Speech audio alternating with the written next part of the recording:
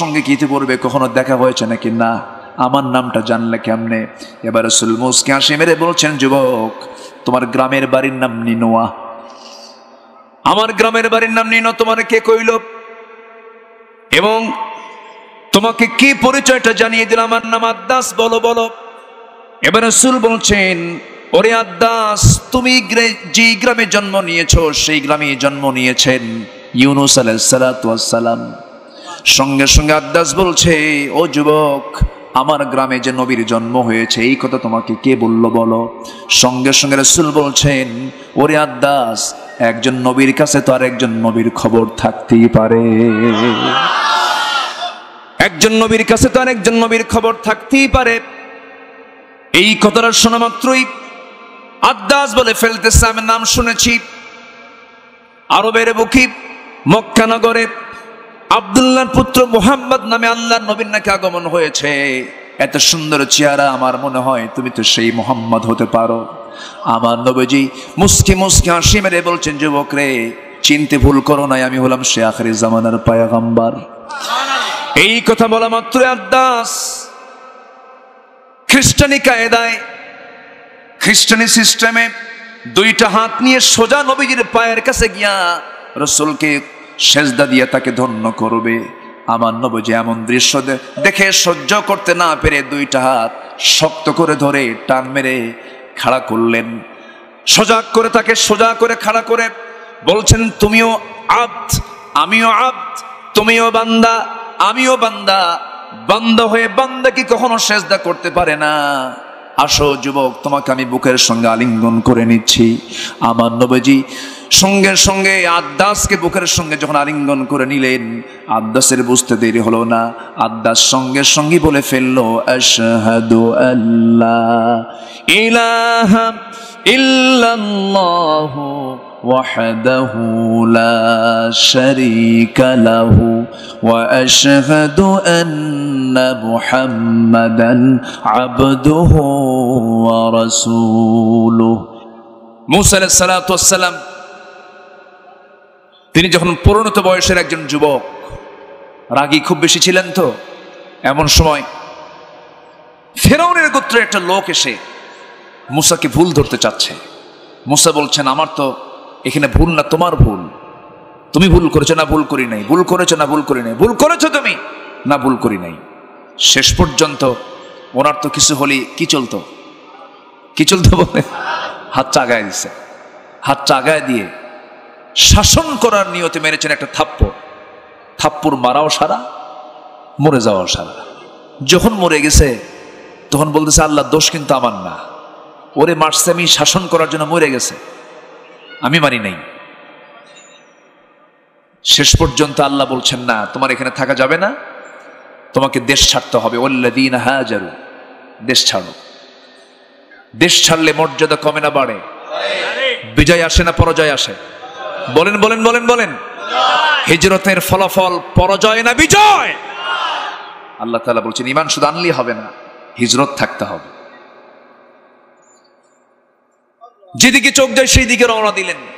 চলতেছেন, চলতে চলতে ক্লান্ত শ্রান্ত দেহ, প্রচন্ড তৃষ্ণা পাচ্ছে।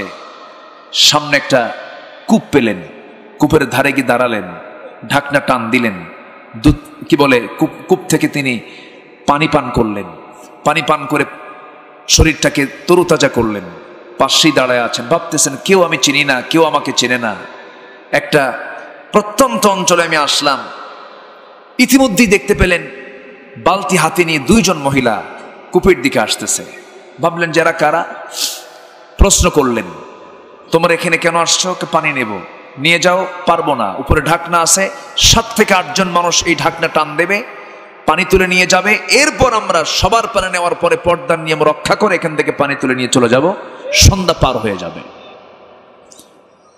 তো আল্লাহর পয়গম্বর মূসা আলাইহিস সালাম ভাবলেন যে, না, মহিলা বেচারি কষ্ট হবে, আমি একটু উপকার করি।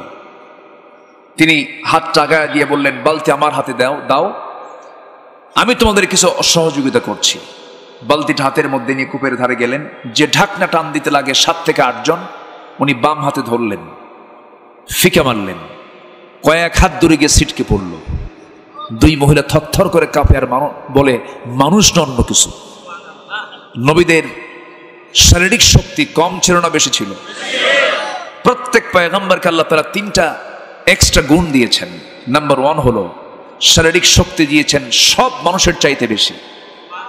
নাম্বার 2 হলো চেহারার সৌন্দর্য দিয়েছেন সব মানুষের চাইতে বেশি। আরেকটা হলো হুসনে খুলক, উন্নত চরিত্র দিয়েছেন, উন্নত চরিত্র দিয়েছেন। আমার নবীকে আল্লাহ তাআলা 100 জন জান্নাতি পুরুষের সমান শক্তি দিয়েছেন।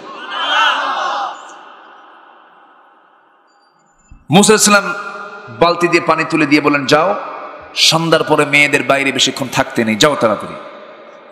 চলে গেছে বাড়িতে। বলতেছে, মা আজকে এত তাড়াতাড়ি করে আসলে এর কারণটা কি? কাব্বা, একজন পুরুষকে দেখলাম, ইন্নাহু কবিয়্যুন আজিজ, খুব শক্তিশালী যুবক, দারুণ তার গায়ে শক্তি। ঢাকনায় হাত দিল, ছিটকে পড়ে গেল, কূপ থেকে পানি তুলে আমাদের দিয়ে দিল, আমরা চলে আসলাম। বৃদ্ধ পিতা বলছে, মা শোনো, আমার বড় মেয়ে, তুমি আগামীকালকে যাবে, আমার সালাম জানাবে ওই যুবকটাকে এবং বলবে সে যেন আমার সঙ্গে সাক্ষাৎ করার জন্য আমার বাড়ি পর্যন্ত আসে। আচ্ছা আব্বা, আমি বলবো আগামীকালকে গিয়ে। পরের দিন চলে আসছে, এসে সালাম কালাম দিয়ে বলতেছে, আবিনা শাইখুন কবীর, আমাদের আব্বা খুব বুড়া মানুষ, আব্বা আপনাকে একটু ডেকে পাঠিয়েছেন, আপনি আমাদের বাড়িতে কি যাবেন? আল্লাহর পয়গম্বর মুসা ভাবলেন যে এই অঞ্চলে আমার কোনো পরিচিতি নাই, কেউ আমাকে চিনেও না জানেও না, একটু পরিচয় হলে তো ভালোই হয়। এই চিন্তা মাথায় নিয়ে ভাবলেন, হ্যাঁ আমি যাব, কিন্তু যাবো কেমন? আমি তো বাড়ি চিনি না। আপনার চেনার দরকার নাই, আমি সামনে সামনে চলবো, আপনি আমার পিছে পিছে চলবেন, আমি আপনাকে পথ দেখাইয়া নিয়ে চলে যাব।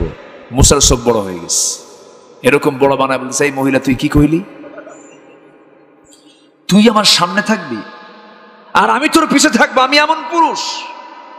আল্লাহু আকবার বলবেন না? এদেশের 18 কোটি মানুষ এখন কার পিছে?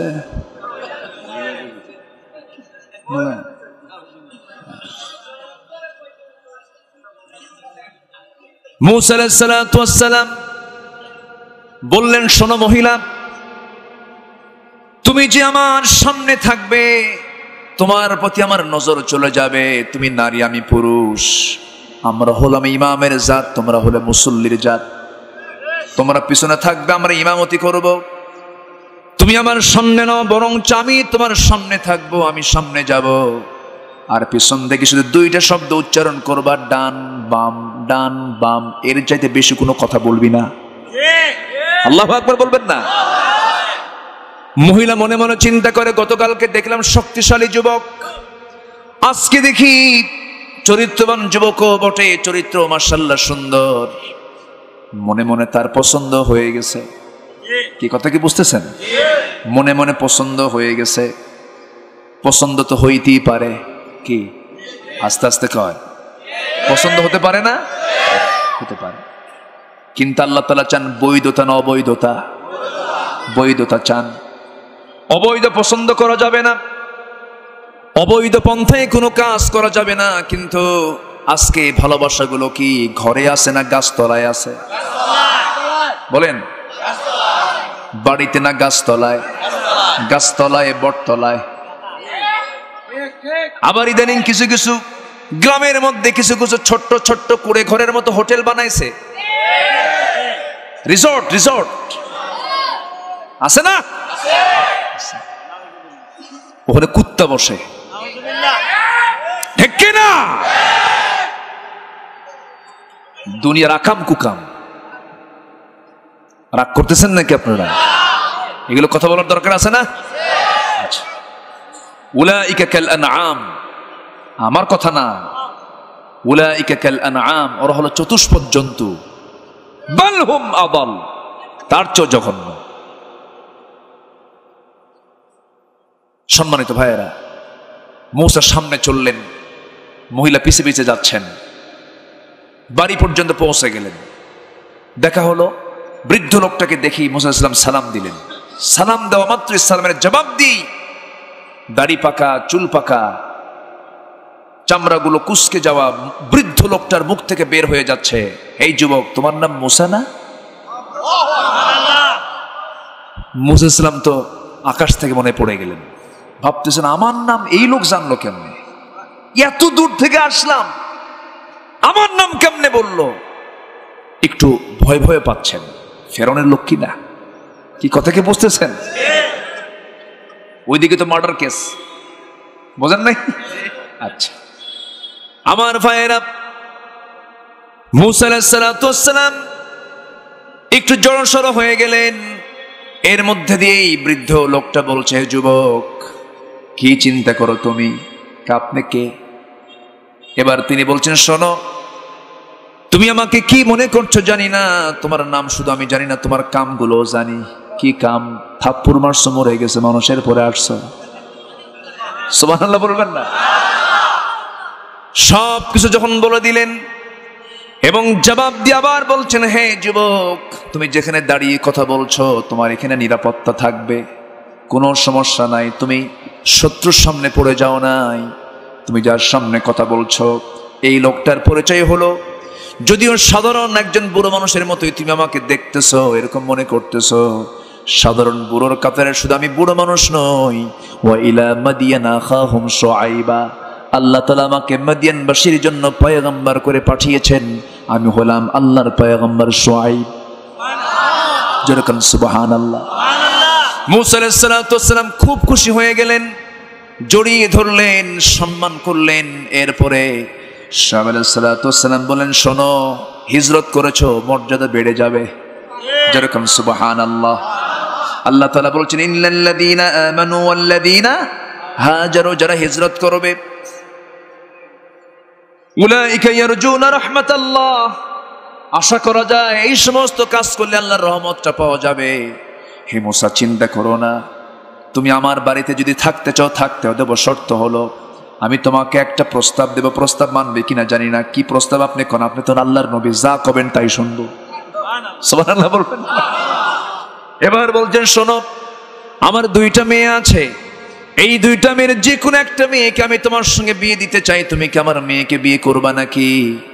এই কথা বলা মাত্রই এক সেকেন্ডও দেরি করলেন না, সঙ্গে সঙ্গে বলছেন, যখন দিবেন তখনই করব, আমি রাজি হয়ে গেলাম, বিয়ে করব।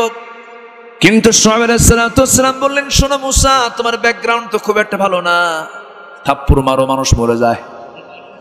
এখন যদি আমি এই মুহূর্তে তোমার সঙ্গে আমার মেয়েটাকে বিয়ে দেই, একটু টেনশন হবে, তোমার রাগটা একটু কমানো দরকার। কি করতে হবে? আপনি যা বলবেন তাই শুনবো। এবার বলতেছে, রাগ কমানোর জন্য আমি তোমাকে একটা দায়িত্ব দেবে, সেই দায়িত্বটা হলো আমার বাড়ির কিছু ছাগল আছে, এই ছাগলগুলো 8 বছর তোমাকে লালন পালন করতে হবে। 8 বছর করলে পরে তোমার অনার্স কোর্স হয়ে যাবে, আর তুমি যদি 10 বছর পূরণ করো তোমার জন্য মাস্টার্স কোর্স হয়ে যাবে। আমার কিন্তু বানানো কথা নাই, কোরআনে আছে না নাই বলেন? আচ্ছা, সূরা কাসাস পড়বেন, সব পেয়ে যাবেন। দেখেন, হিজরত করলেন, শ্বশুর বাড়িও পাইলেন, হিজরত করলেন, নবুয়তও পাইলেন। আল্লাহু আকবার বলেন। হিজরতের ফলাফল খারাপ হয় না ভালো হয়? ভালো হয়। আমার নবী হিজরত করেছেন, মদিনা রাষ্ট্রের রাষ্ট্রপতি হয়েছেন, বিজয় এসেছে ইসলামের। আমার বন্ধুগণ, মূসা আলাইহিস সালাতু ওয়াস সালাম ছাগল পালন করা শুরু করলেন। এই পৃথিবীতে যত প্রাণী আছে এর মধ্যে সবচাইতে শান্ত, ভদ্র, শিষ্ট প্রাণী হলো ছাগল।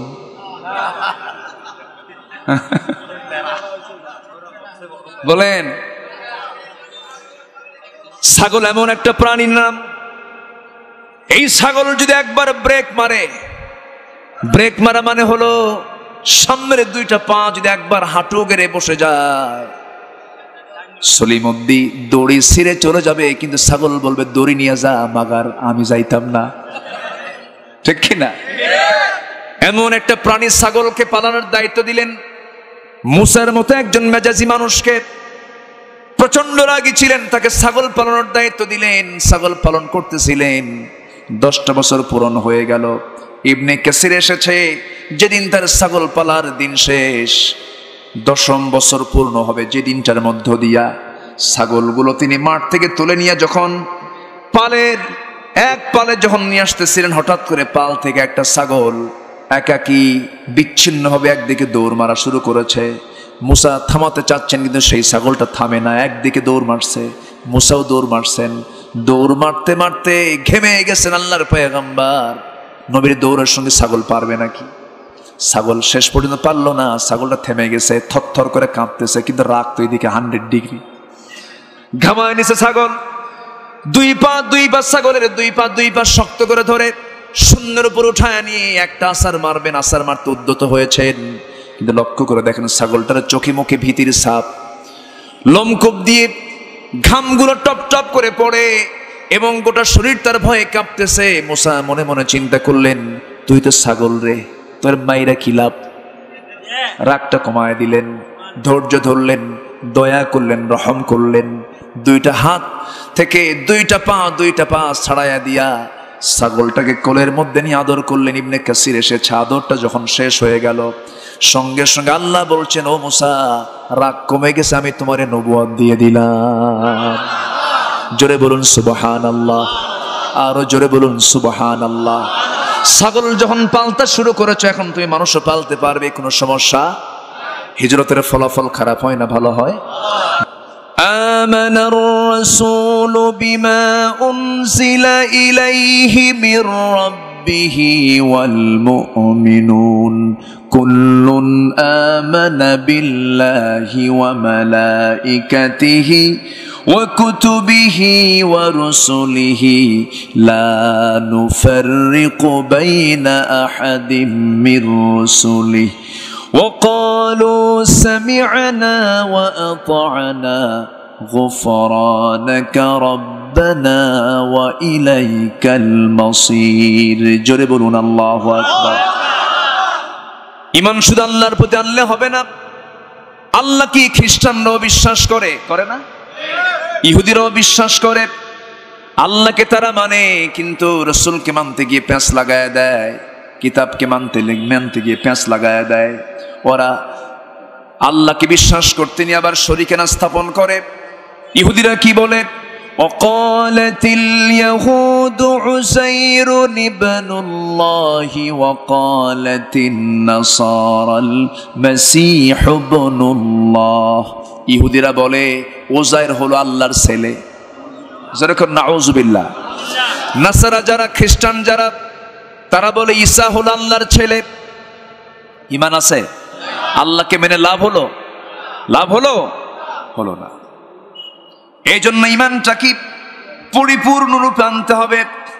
আল্লাহ তাআলা সূরা বাকারার 218 নম্বর আয়াতে 3টা কাজের কথা বলেছেন। 3টা কাজ করবে, আশা করা যায় তোমরা আমার রহমতে ধন্য হয়ে যাবে।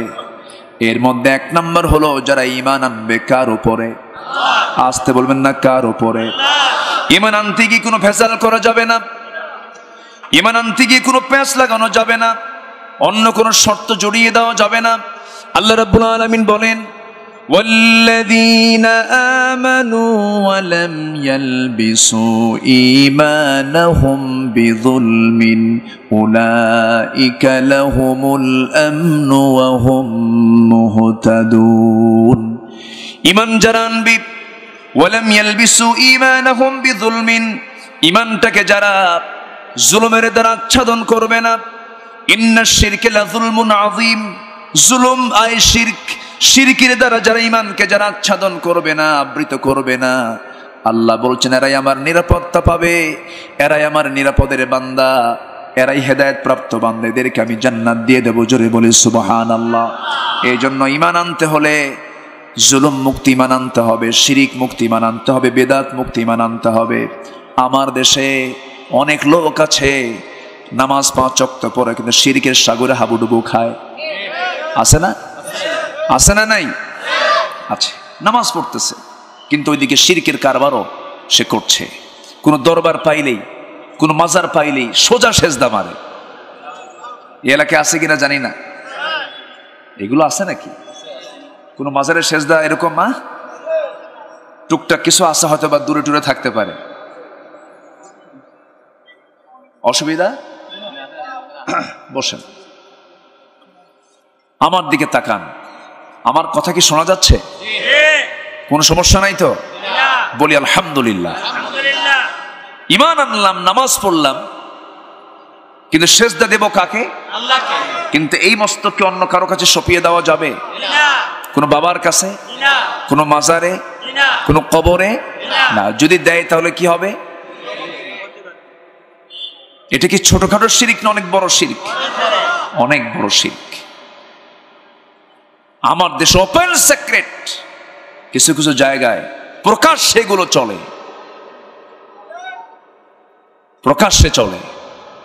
অথচ এই মস্তক একমাত্র অবনত করতে হবে কার কাছে? আল্লাহর কাছে। কারোর সামনে এই মস্তক অবনত করা যাবে না। যদি মানুষকে সেজদা করা যদি এটা বৈধই হতো, সবচেয়ে বেশি সেজদা পাওয়ার যোগ্য ছিলেন মুহাম্মদ সাল্লাল্লাহু। তিনি কখনো সেজদা নিয়েছেন? পাহাড়িয়া উট এসে রাসূলকে সেজদা দিচ্ছে, পাহাড়িয়া উট। সাহাবায়ে কেরাম বললেন, ইয়া রাসূলুল্লাহ, মন চাচ্ছে আমরাও আপনাকে সেজদা দিয়ে, সম্মানজনক সেজদা দিয়ে ধন্য করি। রাসূল বললেন, না, পৃথিবীতে কোনো মানুষকে সেজদা দিতে পারে না। সেজদা দিবে কাকে? আল্লাহকে। একটা ছোট্ট ইতিহাস মনে পড়লো আমার নবীজি তায়েফের ময়দানে যখন গেলেন, বুক ভরা আশা নিয়ে ভাবলেন যে ইমানের দাওয়াতটা দেই। এই তায়েফ আমার স্মৃতি বিজড়িত, এই তায়েফ, এই দিক দিয়ে আমি বনু সাদে গিয়েছি। আমার নবীজি দুধমা হালিমার ঘরে ছিলেন 5 বছর। কত বছর? 5 বছর। এই 5টা বছর যে দিক দিয়ে যাওয়া লাগতো সেটা ছিল তায়েফ। মাঝখানে কানেক্টিং ছিল হলো তায়েফ। তায়েফ হয়ে তিনি বনু সাদে যেতেন। তো ভাবলেন মক্কায় তো দাওয়াতি কাজ বন্ধ, মক্কায় দাওয়াতি কাজের কোনো পরিবেশ নাই। বুক ভরা তিনি আশা নিয়ে ভাবলেন তায়েফবাসীকে আমি কিছু কালিমার দাওয়াত শোনাবো। কালিমার দাওয়াত নিয়ে গেলেন। ফুল পেলেন, মিষ্টি পেলেন না পাথর পেলেন? বলেন, ফুল না পাথর? পাথর পেলেন। তাহলে অবশ্যই তার কালিমার মধ্যে একটা মেজাজ আছে না নাই? আসতে বলবেন না, আছে না নাই? আচ্ছা। তিনি যখন কালিমার দাওয়াত দিলেন, ফুল পেলেন না, কোনো মিষ্টিও পেলেন না, কোনো আদর পেলেন না, কোনো সমাদর পেলেন না। বুক ভরা আশা নিয়ে ভাবলেন তায়েফবাসীকে আমি দিনের দাওয়াত দেব, আশা করা যায় তারা আমার দাওয়াতে সাড়া দেবে। বরঞ্চ সম্পূর্ণ উল্টা হয়ে গেল। সিরাত ইবনে হিশামের মধ্যে আসছি, আমার নবীজি যখন তায়েফবাসীকে লক্ষ্য করে যখন কালিমার আওয়াজটা যখন উঁচু করে বললেন, সঙ্গে সঙ্গে তায়েফের মাতব্বর শ্রেণীর কিছু লোক উচ্ছৃঙ্খল কিছু যুবকদেরকে লেলিয়ে দিল। যুবকদেরকে বলল, হাতের মধ্যে কুচি কুচি পাথর নে, তোদের মন মতো এই লোকটাকে পাগল বলে মনে করে মারবি। পাগল মনে করে মারা শুরু করে দিল। উচ্ছৃঙ্খল ছেলেদেরকে লেলিয়ে দিল। আমার নবীজি মার খেতে খেতে রক্তাক্ত হয়ে গেলেন। মাথা রক্তগুলো গড়ে গড়ে, জুব্বাগুলো রক্তে লাল হয়ে, জুতার পায়ের তলার সঙ্গে জুতার তলার জমাট বেঁধে গেল। পার তলা, জুতার তলা জমাট বেঁধে গেছে রক্ত দিয়া। টান মেরে মেরে খুলতে পারেন না নবীজি, মুখ থুবড়ে জমিনে পড়ে গেছেন। আমার নবীজি বেহুশ হয়ে থাকলেন কিছুক্ষণ। সবাই ভেবেছে রাসূল বুঝি দুনিয়া থেকে বিদায় নিয়েছেন, রাসূল বুঝি দুনিয়াতে বেঁচে নাই, সব চলে গেছে। নবীজি কিছুক্ষণ পর যখন তিনি চেতন পেলেন, জ্ঞান যখন ফিরে পেলেন, আস্তে করে বসলেন, এদিক সেদিক তাকালেন, দেখছেন কোন শত্রুদের আনাগোনা আছে নাকি? কেউ নাই। এই সিচুয়েশনে আমার নবীজির সামনে জিবরিল আমিন হাজির হয়ে বলছেন, ইয়া রাসূলুল্লাহ, আল্লাহ আমাকে এখনই আসতে বলেছেন, আমি আপনার সামনে হাজির হয়েছি। আপনার এই দৃশ্য দেখে ফেরেশতারা অস্থির হয়ে গেছে, আল্লাহ আমাকে পাঠিয়ে দিয়েছেন, আজকে আপনি যা বলবেন তাই হবে। এই পাহাড়িয়া জনপদ, এই যে তায়েফের মানুষগুলোকে 2 দিকের পাহাড় দিয়ে চাপা দিয়ে শেষ করে দেওয়া হবে।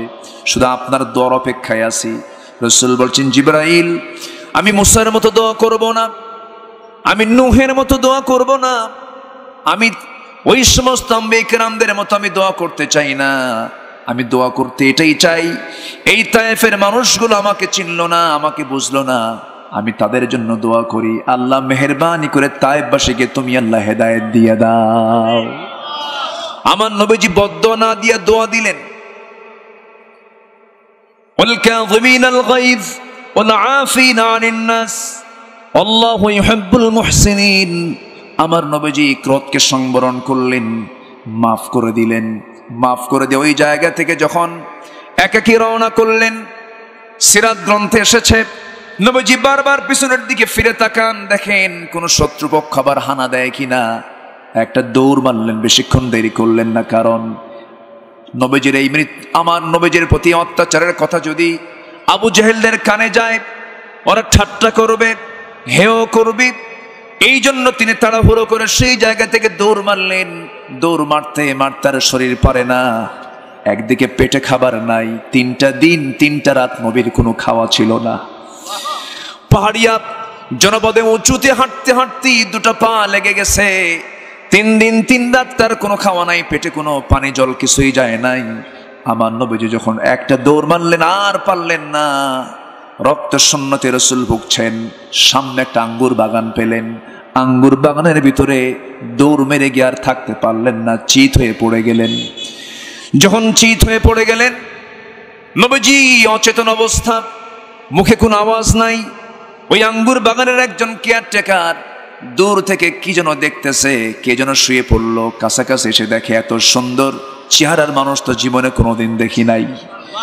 নবীর চেহারার দিকে তাকায় বারবার লক্ষ্য করছে, সম্ভ্রান্ত পরিবারের কেউ হতে পারে। এবার ওই যুবকটা আমার নবীজির মাথা থেকে রক্তগুলো গড়ে গড়ে পড়া দেখে ওই কেয়ারটেকার মনে মনে চিন্তা করছে, লোকটা তো মারাই যাবে মনে হয়, কিছু উপকার করা যায় নাকি দেখি তো।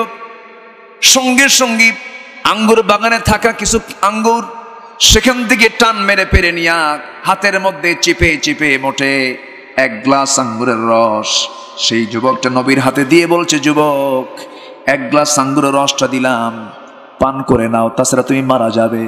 আমার নবীজি এই দৃশ্য দেখে একটা মুস্কি হাসি মারলেন। নবীর পাশে কেউ নাই, মুস্কি একটা হাসি মেরে 1 গ্লাস আঙ্গুরের রসটা তিনি বিসমিল্লাহ বলে 3 বার সেবন করে 3 বারে তিনি পান করলেন। পান করার পর আলহামদুলিল্লাহ বলে যুবকটার দিকে তাকায় তাকায় বলছেন, যুবক তোমার নাম তো আদ্দাস, মনে হচ্ছে তোমার নাম আদ্দাস। যুবকটা আশ্চর্য হয়ে মনে মনে চিন্তা করছে, কোনোদিন দেখা হলো না, কোনোদিন কথা হলো না, কোনোদিন সাক্ষাৎ হলো না, এই লোকটা আমাকে চিনলো কেমনে, এই যুবকটা আমার পরিচয়টা জানলো কেমনে। এবার প্রশ্ন করছে, হে যুবক তোমার সঙ্গে কি ইতিপূর্বে কখনো দেখা হয়েছে নাকি? না। আমার নামটা জানলে কেমনে? এবার রাসূল মুস্কি হাসি মেরে বলছেন, যুবক তোমার গ্রামের বাড়ির নাম নিনোয়া। আমার গ্রামের বাড়ির নাম নিনো, তোমার কে কইল? এবং তোমাকে কি পরিচয়টা জানিয়ে দিল? আমার নাম আদ্দাস, বলো বলো। এবার রাসূল বলছেন, ওরে আদ্দাস, তুমি যে গ্রামে জন্ম নিয়েছো সেই গ্রামে জন্ম নিয়েছেন ইউনূস আলাইহিস সালাতু ওয়াস সালাম। সঙ্গে সঙ্গে আদ্দাস বলছে, ও যুবক আমার গ্রামে যে নবীর জন্ম হয়েছে এই কথা তোমাকে কে বললো বলো? সঙ্গে সঙ্গে রাসূল বলছেন, ওরে আদ্দাস, একজন নবীর কাছে তো আর একজন নবীর খবর থাকতেই পারে, একজন নবীর কাছে তো আর একজন নবীর খবর থাকতেই পারে। এই কথাটা শোনা মাত্রই আদ্দাস বলে ফেলতেছে, আমি নাম শুনেছি আরবের বুকে মক্কা নগরে আব্দুল্লাহর পুত্র মুহাম্মদ নামে আল্লাহর নবীর নাকি আগমন হয়েছে। এত সুন্দর চেহারা, আমার মনে হয় তুমি তো সেই মুহাম্মদ হতে পারো। আমার নবীজি মুস্কি মুস্কি হাসি মেরে বলছেন, যুবক রে চিনতে ভুল করো নাই, আমি হলাম সে আখিরি জামানার পয়গম্বর। এই কথা বলা মাত্র আদ্দাস খ্রিস্টানি কায়দায়, খ্রিস্টানি সিস্টেমে 2টা হাত নিয়ে সোজা নবীজির পায়ের কাছে গিয়া রাসূলকে সেজদা দিয়ে তাকে ধন্য করবে। আমার নবীজি এমন দৃশ্য দেখে সহ্য করতে না পেরে 2টা হাত শক্ত করে ধরে টান মেরে খাড়া করলেন। সোজা করে তাকে সোজা করে খাড়া করে বলছেন, তুমিও আব্দ আমিও আব্দ, তুমিও বান্দা আমিও বান্দা, বান্দা হয়ে বান্দা কি কখনো সেজদা করতে পারে না? আসো যুবক, তোমাকে আমি বুকের সঙ্গে আলিঙ্গন করে নিচ্ছি। আমার নবীজি সঙ্গে সঙ্গে আদ্দাসকে বুকের সঙ্গে যখন আলিঙ্গন করে নিলেন, আদ্দাসের বুঝতে দেরি হলো না, আদ্দাস সঙ্গে সঙ্গে বলে ফেললো, আশহাদু আল্লা ইলাহা ইল্লাল্লাহু وحده لا شريك له وأشهد أن محمدا عبده ورسوله হেদায়েতের মালিক কে? আসতে বলবেন না কে? হেদায়েত কার পক্ষ থেকে আসে? এই জন্য আমরা সবসময় আল্লাহর কাছে বলি ইহদিনাস সিরাতাল মুস্তাকিম। প্রত্যেক রাকাতে এই দোয়া আছে না নাই বলেন? আমরা হেদায়েত চাইবো কার কাছে? আল্লাহর কাছে। আল্লাহর কাছেই তো চাইতে হবে। এই প্রেক্ষাপট টানার মূল কারণ হলো ইমানদারের জীবনে ইমানটাকে রক্ষার ক্ষেত্রে সবচাইতে বেশি সতর্ক থাকতে হবে। ইমান যেন শিরকের দ্বারা আক্রান্ত না হয়, ইমান যেন বেদাতের দ্বারা আক্রান্ত না হয়, ইমান যেন কুফুরের দ্বারা আক্রান্ত না হয়, ইমান যেন নিফাকের দ্বারা আক্রান্ত না হয়। ইমানটা যদি সলিড থেকে যায়, আমল যদি একটু দুর্বল থেকে যায়, ওই ইমান তাকে জান্নাতের দরজায় পৌঁছায়া দেবে। জোরে বলি সুবহানাল্লাহ। আল্লাহ তাআলা বলছেন, হাদিসে কুদসির মধ্যে এসেছে, তোমার গুনাহ আনানাস সামা, আকাশ পর্যন্ত চেয়ে গেছে, বিকরাবিল আরদিল খাতায়া, জমিন পর্যন্ত কোথাও ফাঁকা নাই তোমার গুনাহ দিয়া, সব গুনাহে ভরপুর হয়ে গেছে, কোনো সমস্যা নাই। আল্লাহ তুশরিক বি শাইআন, শিরিক মুক্ত হয়ে তুমি আমার কাছে আসো, সমস্ত গুনাহগুলো মাফ করে আমি তোমাকে জান্নাতের মেহমান বানাবো। জোরে বলি সুবহানাল্লাহ। কিন্তু আজ শিরক রন্ধ্রে রন্ধ্রে ঢুকেছে। সবচাইতে বড় শিরক হলো যারা আল্লাহর আইনের বিরুদ্ধে আরেকটা আইন খাড়া করে। কথা বলবো কথা। আল্লাহর আইনের বিরুদ্ধে যদি কেউ অন্য কোন আইন কেউ খাড়া করে, এটাই সবচাইতে এই সময়ের সবচেয়ে বড় শিরক। সম্মানিত বন্ধুগণ, অনেকে এরকম কথাও বলে, চোর চুরি করলে হাত কাটো, ডাকাতি করলে ডান হাত বাম পা কেটে ফেলো, জেনা করলে তাকে পাথর মেরে তাকে কতল করে দাও। এই বিধান কি মোল্লার না আল্লাহ? আসতে কোন কেন? এটা কি মোল্লা কইছে না আল্লাহ কইছে? আল্লাহ বলেছেন। অথচ সেই জায়গায় আবার আপিল করে, সেখানে বলে যে এই আইন এটা মধ্যযুগীয় আইন, এই আইন এই যুগে চলতে পারে না। এই জাতীয় কথা বললে কি তার ইমান থাকার কথা? ইমান থাকার কথা। নামাজে আল্লাহকে মানবেন, আইন আল্লাহকে মানবেন না। নামাজে আল্লাহকে মানবেন, সমাজে আল্লাহকে মানবেন না। চালাতে আল্লাহকে মানবেন না, নামাজে আল্লাহকে মানবেন। আপনি অর্থনীতিতে আল্লাহকে মানবেন না, নামাজে আল্লাহকে মানবেন। ব্যাংকিং সেক্টরে সুদকে চালু করে যাকাতকে বন্ধ করে ষড়যন্ত্র করবেন, আপনার ইমান আনা হয় নাই, ঠিক কিনা? আপনাকে নতুন করে ইমান আনতে হবে। কষ্ট পাচ্ছেন? আমাদের সমাজে কিছু শ্রেণীর লোক আছে, দুই দিকেই থাকতে চায়। হোটেল মে শরাব পেও, মসজিদ মে নামাজ পড়ো, মসজিদে নামাজ পড়ো, হোটেলে গিয়ে মদ খাও। আল্লাহ খুশি থাক, শয়তানও বেজার না হোক। আসে না নাই? সুদও খায়, নামাজও পড়ে। হজে যায়, হাজি না বললে মন খারাপ করে, তাকে হাজি বলতে হয়। তুমি যে সুদ খাও, তাহলে তোমার নামের আগে বিশিষ্ট সুদখোর কি? বিশিষ্ট, এটা তো লেখো না।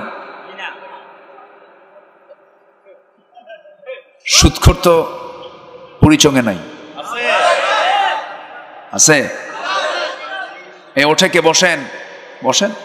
এই সময় ওঠা যাবে না তো, এই সময় উঠলেই ভাববো ওটাই সুদ খায়। বসেন। কষ্ট পাচ্ছেন নাকি আপনারা? সম্মানিত ভাইয়েরা, কিছু সমাজের লোক আছে ওই চোরের মতো। চোর জুমার নামাজ পড়তে গেছে কোরবানির আগের জুম্মা, খতিব খুতবা নিয়ে বলতেছে কোরবানির অনেক সোয়াব, এটা ইব্রাহিমের স্মৃতি, ইসমাইলের স্মৃতি, এত সোয়াব, শুধু সোয়াবই। হ্যাঁ, সোয়াবই তো। চোর মনে করলো যে এত বড় সোয়াব কি আর মিস করা যায়, আমাকে কুরবানি দিতে হবে, প্রয়োজনে চুরি করে হলেও। চুরি করে গরু আনছে, শেষ রাতের দিকে মসজিদের সামনে দিয়ে যায়। ইমাম ওযু করার জন্য বাইরে বের হয়েছেন। ফজরের আগ দিয়ে গরু হাতে নেওয়া লোকটা কি হতে পারে? চোরিত হতে পারে। তো ইমাম সাহেবকে দেখি সামনে দাঁড়ায় গেছে চোর। ইমাম বলতেছে, এত রাতে হাতে গরু? গরু কোন জায়গা থেকে আনছো? হুজুর, পেঁচ তো আপনি লাগাইছেন। কেন? আপনার জুমার খুতবা শুনে, কোরবানির তাৎপর্য শুনে আমি কি আর কোরবানি না দিয়ে থাকতে পারি? এই জন্য গরু নিয়ে আসলাম। কি করে আনলা? চুরি করে আনছে। আমি কি তোমাকে চুরি করে আনতে কইছি? হুজুর, আমি জানি যে আপনি আমাকে এই কথা বলবেন, এবং আমিও জানি যে কোরবানি করে চুরি করে যে পশুটা আনলাম এটা দিয়ে কোরবানি দিলে সওয়াব হবে না, এটা আমিও জানি। কিন্তু হুজুর, আমার কোরবানি করার যে সওয়াব আর চুরি করার যে গুনাহ, প্লাস মাইনাস, মাঝখান থেকে আমার গোশত খাওয়া তো বোনাস। এই টাইপের কিছু লোক আছে না নাই? সবে কদরের রাত্রে এসে সুদখোর, মদখোর, শরাবখোর সব হুজুরের কাছে এসে বলে, হুজুর এমন দোয়া দিবেন যেন কাইন্দা সব শেষ হয়, সব যেন মাফ হয়। হুজুর আগামীকাল থেকে আবার সুদ খাওয়া শুরু করব। এরকম টাইপের লোক আছে না নাই? আসতে বলবেন না, আছে না নাই? এরকম ইসলাম মানলে ঈমান আনা হয়নি। ঈমান আনতে হবে ঈমান আনার মতো। ইয়া আইয়ুহাল্লাযীনা আমানু আমিনু, ঈমানদাররা ভালো করে ঈমান আনো। ইন্নাল্লাযীনা ক্বালু রাব্বুনাল্লাহু সুম্মা ইসতাকামু, যারা বলবে আমার রব আল্লাহ এবং তারপরে টিকে থাকবে, টিকে থাকাই হলো চ্যালেঞ্জ। ঈমান আনাটা যায়, কিন্তু ঈমানের উপরে টিকে থাকাটা সহজ না কঠিন? আসতে বলবেন না, সহজ না কঠিন? বেলাল ঈমান এনেছেন, টিকেও থেকেছেন। সুবহানাল্লাহ বলবেন না? খাব্বাব ঈমান এনেছেন, টিকেও থেকেছেন। খুবাইব ঈমান এনেছেন, টিকেও থেকেছেন। আব্দুর রহমান ইবনে আউফ ঈমান এনেছেন, টিকেও থেকেছেন। সম্পদ সব হাতছাড়া হয়ে গেছে, হাসি মুখে সব বরণ করে নিয়েছেন। নবীজি মক্কা থেকে মদিনায় হিজরত করলেন। সাহাবীরা কি মক্কায় বসেছিলেন? সবাই সাথে কি করলেন? হিজরত করলেন, কেউ থাকেন নাই। আব্দুর রহমান ইবনে আউফ ছিলেন অন্যতম একজন তাদের। তিনি ছিলেন মিলিয়নার, বিলিয়নার, কোটি কোটি টাকার মালিক। আব্দুর রহমান ইবনে আউফ, বাগান ভরা খেজুরের বাগান, বিশাল ব্যবসা, সব ছাড়লেন ঈমানটাকে রক্ষা করার জন্য। যেরকম সুবহানাল্লাহ। নবীজি মক্কা থেকে মদিনায় হিজরত করে চলে গেছেন। আব্দুর রহমান ইবনে আউফও চলে আসছেন। তিনি একাকী নিরিবিলি বসে আছেন নবীর সামনে, মসজিদে নববীর সামনে বসে আছেন। রাসূল তাকে দেখে কেঁদেই ফেলে দিলেন। বললেন, আব্দুর রহমান, তোমার বড় কষ্ট হচ্ছে, তোমার বউ নাই, তোমার সন্তানাদি কেউ আসে নাই, তোমার ব্যবসাও নাই, তোমার ঘর বাড়ি সব দখল হয়ে গেছে, তোমার কি কষ্ট হচ্ছে না? আব্দুর রহমান ইবনে আউফ বলছেন, ইয়া রাসূলুল্লাহ, ঈমান তো এমনি আনি নাই, ঈমান আনতে গেলে তো পরীক্ষা দিতেই হবে। আমি তো জান্নাতের বাড়ি কিনতে চাই। সুবহানাল্লাহ, জোরে বলি সুবহানাল্লাহ। আমার নবীজি কেঁদে ফেললেন। নবীজি বলছেন, আব্দুর রহমান, বউটাও রেখে এসেছ, বউ ঈমান আনে নাই, সন্তানগুলো সব রেখে এসেছ, ব্যবসা বাণিজ্য সব ফেলে রেখে এসেছ, খেজুর বাগান সব ফেলে রেখে এসেছ।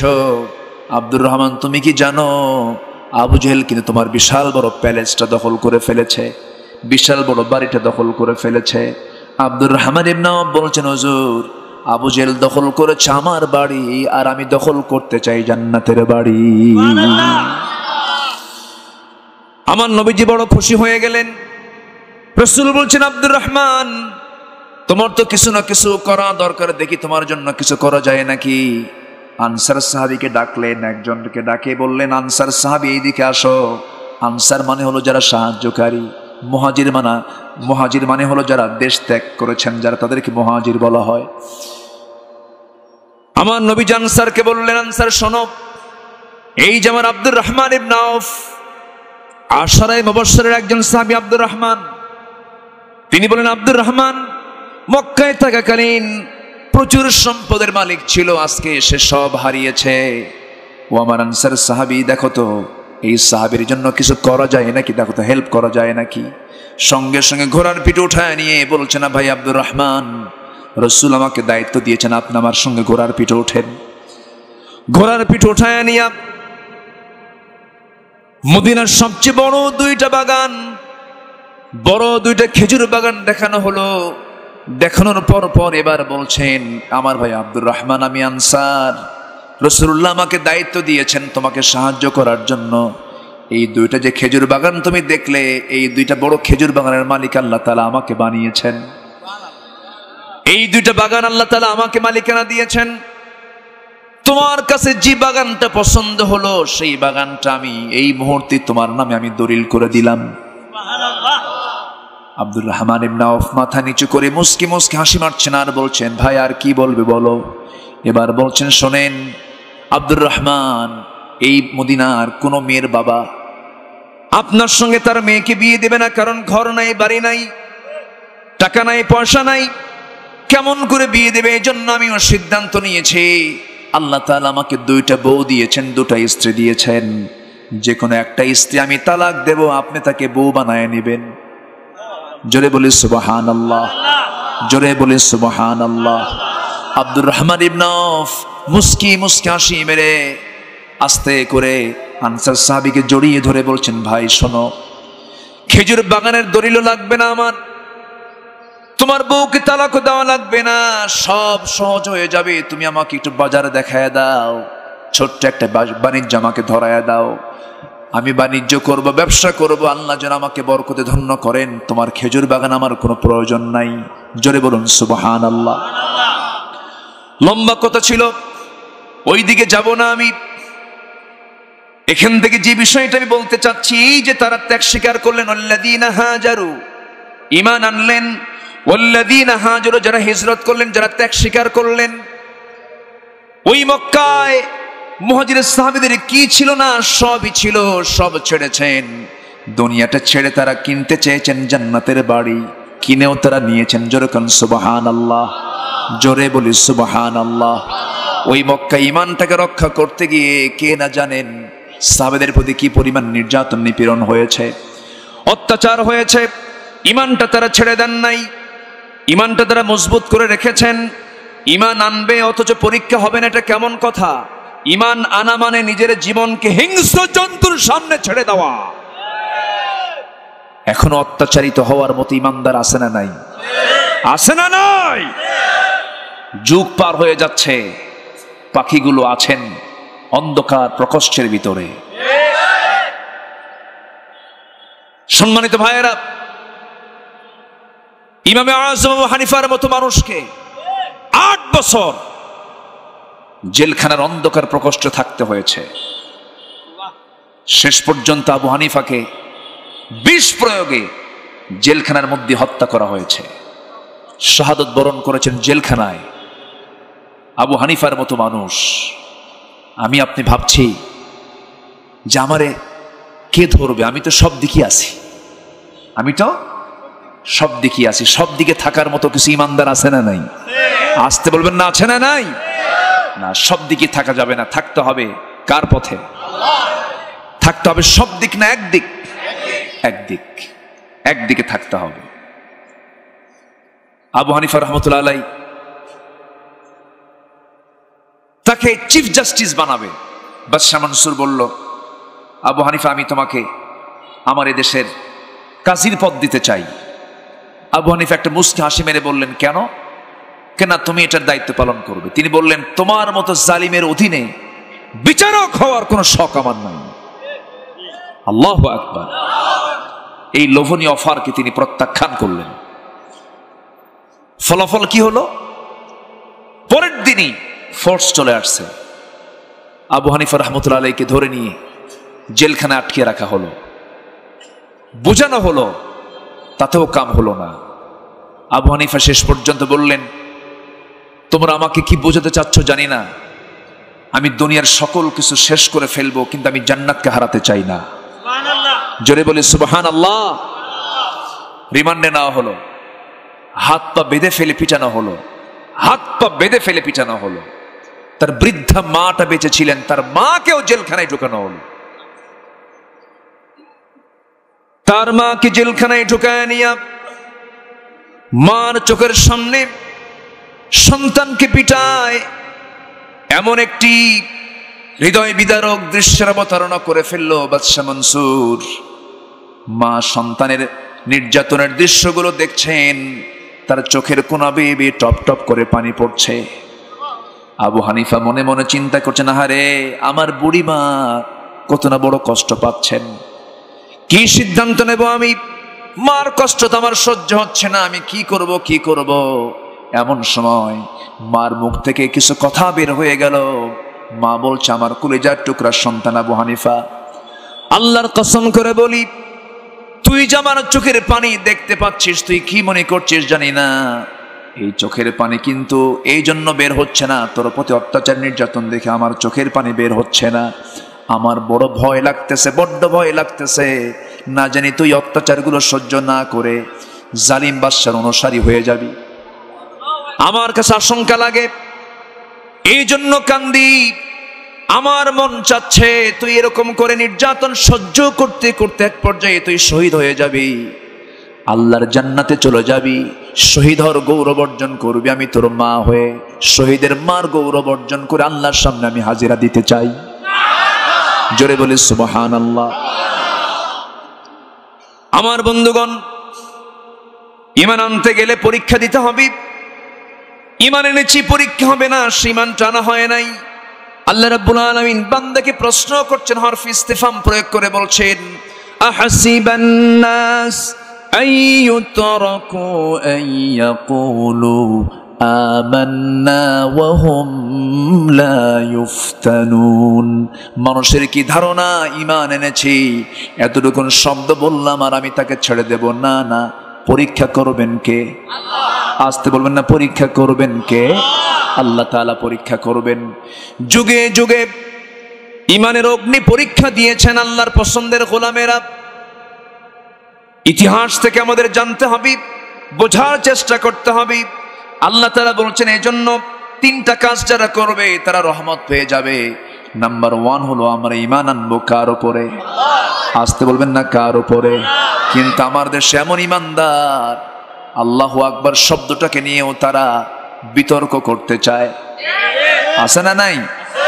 আল্লাহু, থামেন থামেন, আল্লাহু আকবার নাকি নির্দিষ্ট দলীয় স্লোগান?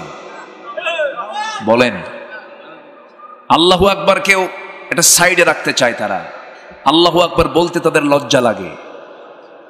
আল্লাহু আকবার নাকি নির্দিষ্ট দলীয় স্লোগান, এই স্লোগান নাকি দেওয়া যাবে না। তাহলে আজান হয় কোন আওয়াজ দিয়া?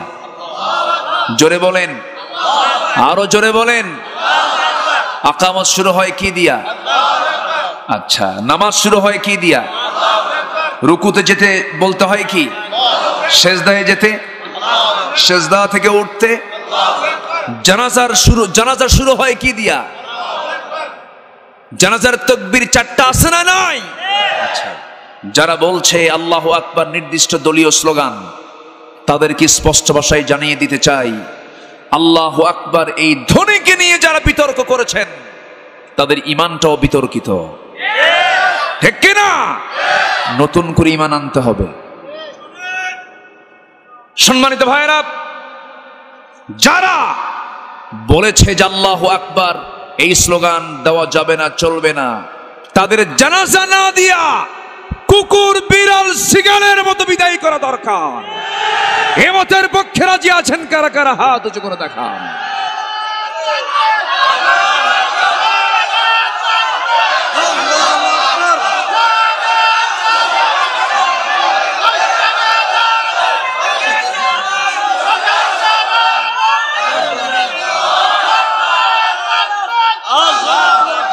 আল্লাহ তুমি সবার হাতকে কবুল করো, জোরে বলি আমিন, আরো জোরে আমিন।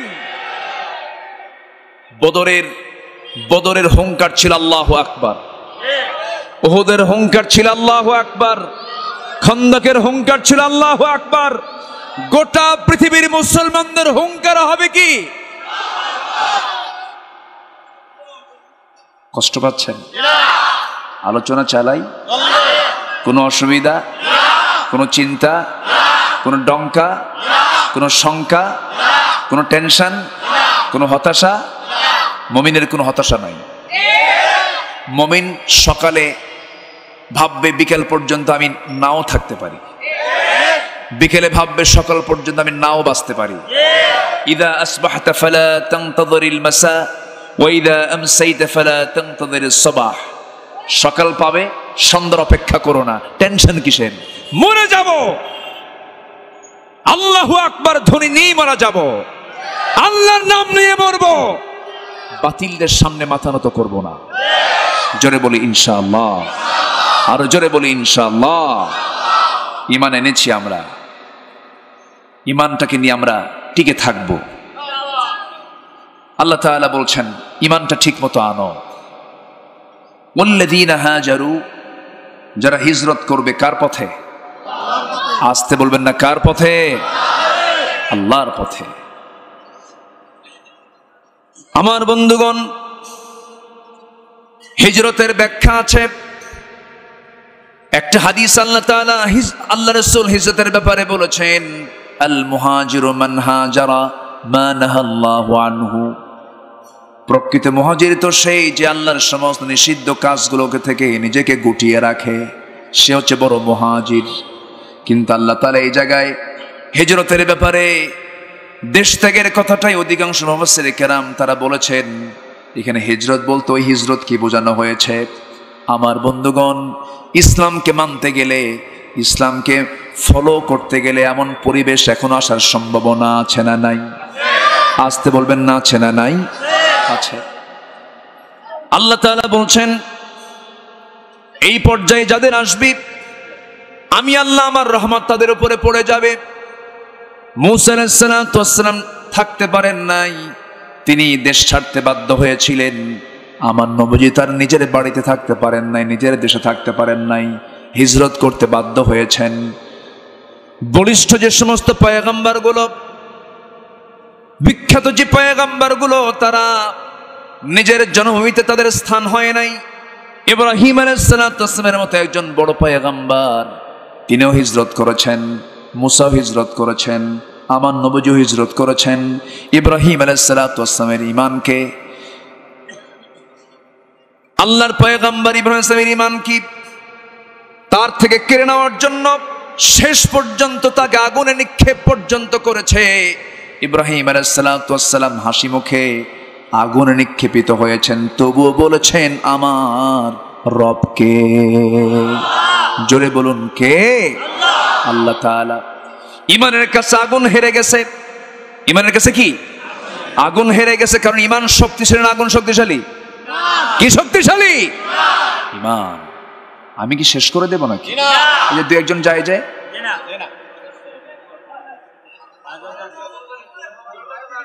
হ্যাঁ ও একটু বসেন।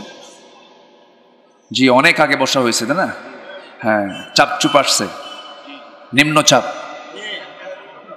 হ্যাঁ, নিম্নচাপ হোক, ঠিক আছে, কিন্তু ঊর্ধ্বচাপে কেউ যায়েন না। ঊর্ধ্ব চাপ হলো বিড়ি খাওয়া চাপ। এরকম চাপ আছে না নাই? বিড়ি না খেলে নাকি মাথা গরম হয়ে থাকে, মাথা রিফ্রেশের জন্য একটু টান মারতে হয়। এরকম কিছু আছে না নাই? আবার প্রশ্ন করে, হুজুর বিড়ি খাওয়া কি জায়েজ আছে? মানে উনি জায়েজের চেষ্টায় আছেন, এরকম কিছু পাবলিক আছে না নাই? আচ্ছা, ইব্রাহিম আলাইহিস সালাম তিনি হিজরত করেছেন। মূসা আলাইহিস সালাম, এই নবীকে আল্লাহ তাআলা এমন সম্মান দিয়েছেন, এত মর্যাদা দিয়েছেন। এই কোরআনে সবচাইতে বেশি নাম উল্লেখ আছে কোন নবীর বলেন তো? মুসার নামটা বেশি আসছে, সবচেয়ে বেশি কোট করা হয়েছে এই কোরআনে তার নামটা, তাই না? অনেকবার এসেছে তার নাম। আল্লাহ তাআলা তাকে সম্মান দিয়েছেন, আল্লাহ তাআলা তাকে এক্সট্রা করে তাওরাত কিতাবও দিয়েছেন। এবং এত দামি নবী, তিনি নিজেও নবী, ভাইটাও নবী, শ্বশুরও নবী, ভাগিনাও নবী। যেরকম সুবহানাল্লাহ। তাহলে একটা ফ্যামিলিতে কয়জন হলো? তাহলে এটা কি পরিবার? নবী পরিবার, নবী পরিবার। এটা খুবই রাগী লোক ছিলেন। কারণ রাগ না হলে তো ফেরাউনকে মোকাবেলা করা যাবে না। আমরা তো মুসার রাগটা নিয়ে আসতেছি না, এই জন্যই তো অবস্থা। মুসার রাগটা ফিরে আনা দরকার আমাদের মাঝে, ঠিক কিনা? মুসার রাগটা দরকার, ওমরের রাগটা দরকার। মুসা আলাইহিস সালাতু ওয়াস সালাম প্রচন্ড মেজাজি ছিলেন, খুব রাগ ছিল। তাফসীর এসেছে তিনি যখন রেগে যেতেন চুলগুলো টুপি ভেদ করে খাড়া হয়ে যেত। সুবহানাল্লাহ। লোকটা ছিলেন তোতলা। তোতলা বোঝেন তো? তোতলা যারা হয় তাদের রাগ কম হয় না বেশি হয়? বেশি হয়। যদি নাম বেলাল, কি নাম, বেলাল, আসেন এরকম টাইপের লোক আছে না, ওদের রাগ কম হয় না বেশি হয়? বেশি হয়। প্রচন্ড রাগী ছিলেন মুসা আলাইহিস সালাতু ওয়াস সালাম। এই নবীকে মারার জন্য ফেরাউন কম চেষ্টা করে নাই, পৃথিবীতে আসে নাই। সেই সময় থেকে তার পরিকল্পনা মুসাকে শেষ করে ফেলবো। পারছে? আসতে বলবেন না, পেরেছে? পারে নাই।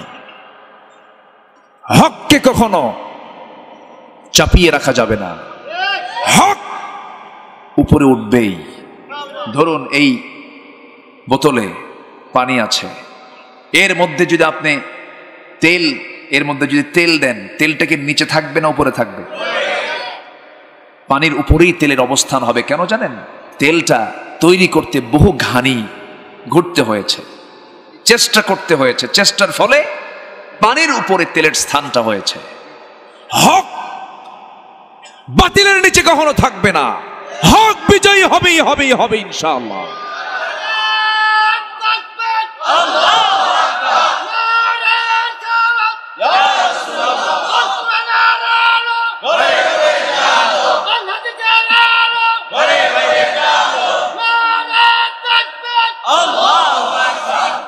সম্মানিত ভাইয়েরা, মুসা আলাইহিস সালাতু ওয়াস সালাম তিনি যখন পরিণত বয়সের একজন যুবক, রাগী খুব বেশি ছিলেন। তো এমন সময় ফেরাউনের গোত্রের একটা লোক এসে মুসাকে ভুল ধরতে চাচ্ছে।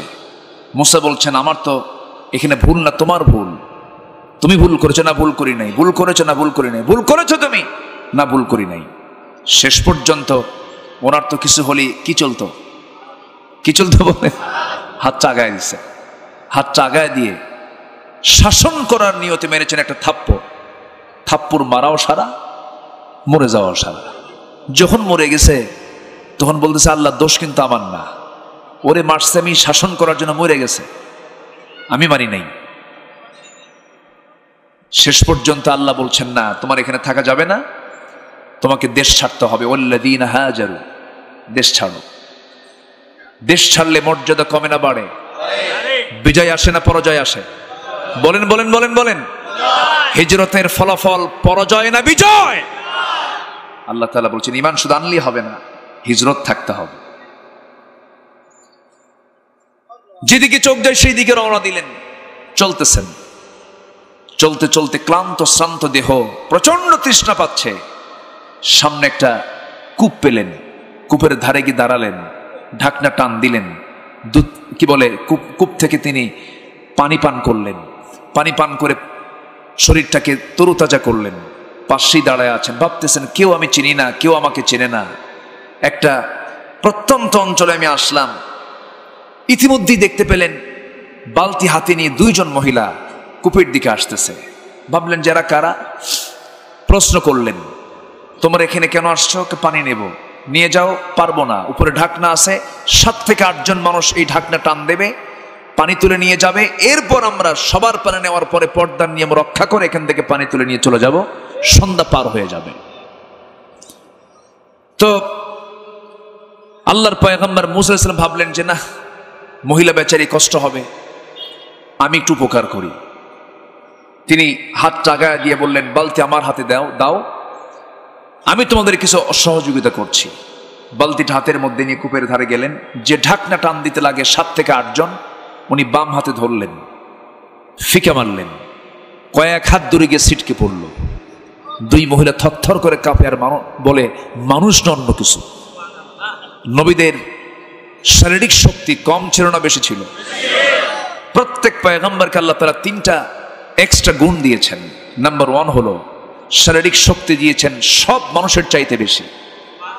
নাম্বার 2 হলো চেহারার সৌন্দর্য দিয়েছেন সব মানুষের চাইতে বেশি। আরেকটা হলো হুসনে খুলক, উন্নত চরিত্র দিয়েছেন, উন্নত চরিত্র দিয়েছেন।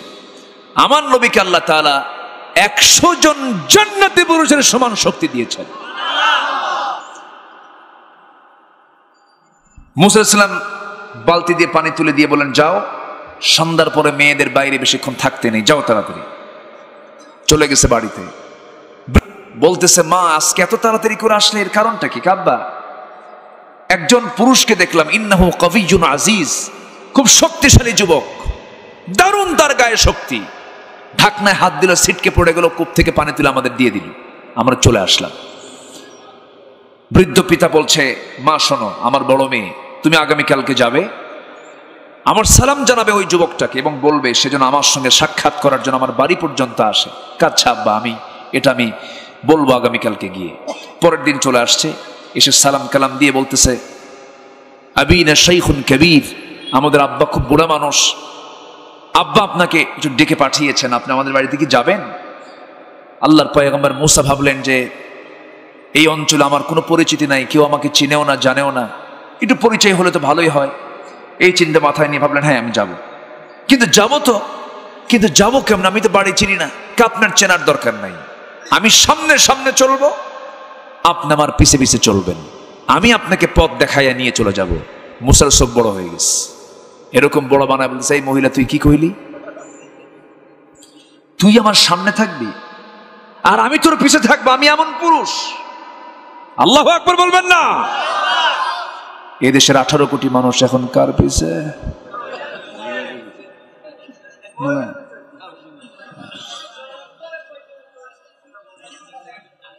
মুসা আলাইহিস সালাতু ওয়াস সালাম বললেন, শোনো মহিলা, তুমি যে আমার সামনে থাকবে, তোমার প্রতি আমার নজর চলে যাবে। তুমি নারী, আমি পুরুষ, আমরা হলাম ইমামের জাত, তোমরা হলে মুসল্লির জাত। তোমরা পিছনে থাকবে, আমরা ইমামতি করব। তুমি আমার সামনে নাও, বরং আমি তোমার সামনে থাকবো, আমি সামনে যাব, আর পিছন থেকে শুধু 2টা শব্দ উচ্চারণ করবা, ডান বাম, ডান বাম, এর চাইতে বেশি কোনো কথা বলবি না। আল্লাহু আকবার বলবেন না? মহিলা মনে মনে চিন্তা করে, গতকালকে দেখলাম শক্তিশালী যুবক, আজকে দেখি চরিত্রবান যুবকও বটে, চরিত্র মাশাআল্লাহ সুন্দর। মনে মনে তার পছন্দ হয়ে গেছে। কি কথা কি বুঝতেছেন? মনে মনে পছন্দ হয়ে গেছে। পছন্দ তো হইতেই পারে, কি আস্তে আস্তে কয়, পছন্দ হতে পারে না? হতে পারে, কিন্তু আল্লাহ তাআলা চান বৈধতা না অবৈধতা? বৈধতা চান। অবৈধ পছন্দ করা যাবে না, অবৈধ পন্থায় কোনো কাজ করা যাবে না। কিন্তু আজকে ভালোবাসাগুলো কি ঘরে আছে না গাছতলায় আছে? বলেন, বাড়িতে না গাছতলায়? গাছতলায়, বটতলায়। আবার ইদানিং কিছু কিছু গ্রামের মধ্যে কিছু কিছু ছোট্ট ছোট্ট কুড়ে ঘরের মতো হোটেল বানাইছে, রিসোর্ট আছে না? ওখানে কুত্তা বসে, ঠিক কিনা? দুনিয়ার আকাম কুকাম। রাগ করতেছেন নাকি আপনারা? এগুলো কথা বলার দরকার আছে না? আচ্ছা, উলাইকা কাল আনআম, আমার কথা না, উলাইকা কাল আনআম, ওরা হলো চতুষ্পদ জন্তু, বাল হুম আদাল, তার চেয়ে জঘন্য। সম্মানিত ভাইয়েরা, মুসা সামনে চললেন, মহিলা পিছে পিছে যাচ্ছেন, বাড়ি পর্যন্ত পৌঁছে গেলেন। দেখা হলো, বৃদ্ধ লোকটাকে দেখি মুসা আলাইহিস সালাম সালাম দিলেন। সালাম দেওয়া মাত্র সালামের জবাব দিই দাড়ি পাকা, চুল পাকা, চামড়াগুলো কুঁচকে যাওয়া বৃদ্ধ লোকটার মুখ থেকে বের হয়ে যাচ্ছে, এই যুবক, তোমার নাম মুসা না? মুসা আলাইহিস সালাম তো আকাশ থেকে মনে পড়ে গেলেন, ভাবতেছেন আমার নাম এই লোক জানলো কেমনে? এত দূর থেকে আসলাম, আমার নাম কেমনে বললো? একটু ভয় ভয় পাচ্ছেন, ফেরাউনের লোক কি না? কি কথা কি বুঝতেছেন? ওইদিকে তো মার্ডার কেস, বোঝেন নাই? আচ্ছা, আমার ভাইয়েরা, মুসা আলাইহিস সালাতু ওয়াস সালাম একটু জড়সড় হয়ে গেলেন। এর মধ্যে দিয়েই বৃদ্ধ লোকটা বলছে, যুবক কি চিন্তা করো তুমি, আপনি কে? এবার তিনি বলছেন, শোনো, তুমি আমাকে কি মনে করছো জানি না, তোমার নাম শুধু আমি জানি না, তোমার কামগুলো জানি। কি কাম? থাপ্পড় মারছো, মরে গেছে মানুষের পরে আসছো। সুবহানাল্লাহ বলবেন না? সব কিছু যখন বলে দিলেন এবং জবাব দিয়ে আবার বলছেন, হে যুবক, তুমি যেখানে দাঁড়িয়ে কথা বলছো তোমার এখানে নিরাপত্তা থাকবে, কোনো সমস্যা নাই, তুমি শত্রুর সামনে পড়ে যাও নাই। তুমি যার সামনে কথা বলছো এই লোকটার পরিচয় হলো, যদিও সাধারণ একজন বুড়ো মানুষের মতোই তুমি আমাকে দেখতেছো, এরকম মনে করতেছো, সাধারণ বুড়োর কাতারে শুধু আমি বুড়ো মানুষ নই। ওয়া ইলা মাদিয়ানা আখাহুম শুআইবা, আল্লাহ তাআলা আমাকে মাদিয়ানবাসীর জন্য পয়গম্বর করে পাঠিয়েছেন, আমি হলাম আল্লাহর পয়গম্বর শুআইব। যেরকম সুবহানাল্লাহ। মুসা আলাইহিস সালাতু ওয়াস সালাম খুব খুশি হয়ে গেলেন, জড়িয়ে ধরলেন, সম্মান করলেন। এরপরে শুআইব আলাইহিস সালাতু ওয়াস সালাম বলেন, শোনো, হিজরত করেছো, মর্যাদা বেড়ে যাবে। যেরকম সুবহানাল্লাহ। আল্লাহ তাআলা বলছেন, ইন্নাল্লাযীনা আমানু ওয়াল্লাযীনা হাজারু, যারা হিজরত করবে, উলাইকা ইয়ারজুনা রাহমাতাল্লাহ, আশা করা যায় এই সমস্ত কাজ করলে আল্লাহর রহমতটা পাওয়া যাবে। হে মুসা, চিন্তা করো না, তুমি আমার বাড়িতে যদি থাকতে চাও থাকতে দেব, শর্ত হলো আমি তোমাকে একটা প্রস্তাব দেব, প্রস্তাব মানবে কিনা জানি না। কি প্রস্তাব আপনি কোন? আপনি তো আল্লাহর নবী, যা কবেন তাই শুনবো। সুবহানাল্লাহ বলবেন। এবার বলছেন, শোনো, আমার দুইটা মেয়ে আছে, এই দুইটা মেয়ের যে কোনো একটা মেয়েকে আমি তোমার সঙ্গে বিয়ে দিতে চাই, তুমি কি আমার মেয়েকে বিয়ে করবা নাকি? এই কথা বলা মাত্রই এক সেকেন্ডও দেরি করলেন না, সঙ্গে সঙ্গে বলছেন, যখন দিবেন তখনই করব। আমি রাজি হয়ে গেলাম, বিয়ে করব। কিন্তু শুআইব আলাইহিস সালাতু ওয়াস সালাম বললেন, শোনো মুসা, তোমার ব্যাকগ্রাউন্ড তো খুব একটা ভালো না, থাপ্পড় মারো মানুষ মরে যায়। এখন যদি আমি এই মুহূর্তে তোমার সঙ্গে আমার মেয়েটাকে বিয়ে দেই, একটু টেনশন হবে, তোমার রাগটা একটু কমানো দরকার। কি করতে হবে? আপনি যা বলবেন তাই শুনবো। এবার বলতেছে, রাগ কমানোর জন্য আমি তোমাকে একটা দায়িত্ব দেবে, সেই দায়িত্বটা হলো আমার বাড়ির কিছু ছাগল আছে, এই ছাগলগুলো 8 বছর তোমাকে লালন পালন করতে হবে। 8 বছর করলে পরে তোমার অনার্স কোর্স হয়ে যাবে, আর তুমি যদি 10 বছর পূরণ করো তোমার জন্য মাস্টার্স কোর্স হয়ে যাবে।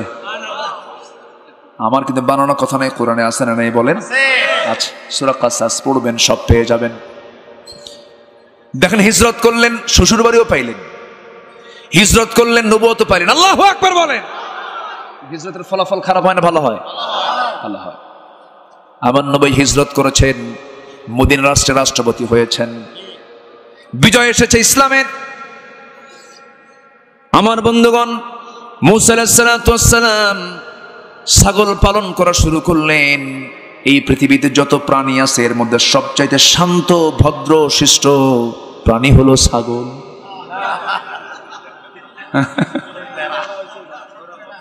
বলেন, ছাগল এমন একটা প্রাণীর নাম, এই ছাগল যদি একবার ব্রেক মারে, ব্রেক মারা মানে হলো সামনের 2টা পা যদি একবার হাঁটু গেড়ে বসে যায়, সলিমুদ্দি দড়ি ছিঁড়ে চলে যাবে, কিন্তু ছাগল বলবে, দড়ি নিয়ে যা মাগার, আমি যাইতাম না। ঠিক কিনা? এমন একটা প্রাণী ছাগলকে পালনের দায়িত্ব দিলেন।